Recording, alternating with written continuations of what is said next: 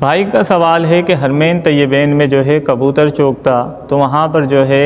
کبوتروں کو دانہ ڈالا جاتا ہے، تو آیا یہ دانہ ڈالنا کیسا ہے؟ اور اب وہ کبوتر چوگ بند کر دیا گیا ہے، یعنی ٹریفک کا وہاں پر اہتمام ہو گیا ہے،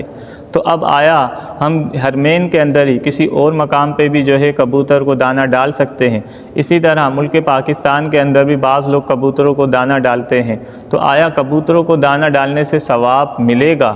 دیکھیں، رسول کریم صلی اللہ علیہ وسلم نے ارشاد فرمایا کہ انسان جو درخت اگاتا ہے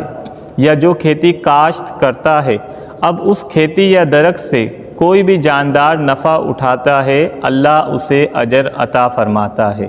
دوسری حدیث مبارکہ میں فرمایا، تم کسی جاندار کو بھی کھلاتے ہو تو وہ تمہارے لیے صدقہ ہے۔ تو ان حدیث مبارکہ کے عموم سے پتہ چلتا ہے کہ کبوتروں کو دانہ کھلانے پہ بھی انسان کو اجر ملے گا اور ثواب ملے گا، لیکن یہ بات کا خیال کرنا ہے کہ جس جگہ پہ کبوتروں کو دانہ ڈالا جا رہا ہے وہ جگہ عام شاہراہ نہ ہو، یعنی گزرگاہ نہ ہو۔ ایسا نہ ہو کہ آپ نے دانہ ڈال دیے اور وہ راہ گیر کے لیے پریشانی کا باعث ہو رہا ہے، یعنی لوگوں کے پاؤں کے نیچے آ رہا ہے، اس کو روندا جا رہا ہے۔ اس میں کیا قباحتیں ہے؟ اس میں مال کا ضیاع ہے،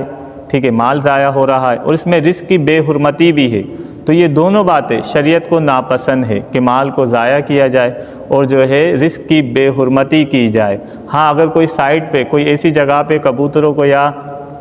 کسی اور جاندار کو دانہ ڈالنے کا اہتمام کرتا ہے جو گزرگاہوں کے لیے نہیں ہے، اور کبوتر بھی جو ہے بار بار لوگوں کے آنے جانے سے نہیں اڑتے ہیں، یعنی دانہ چگنے میں وہ مصروف رہتے ہیں، تو اس میں بالکل اجر ملے گا، لیکن اس بات کا خیال رکھنا ہے کہ لوگوں کے پاؤں تلے نہ آئے اور رزق کی بے حرمتی نہ ہو، اور یہ آپ کا عمل باعث برکت بھی بنے گا۔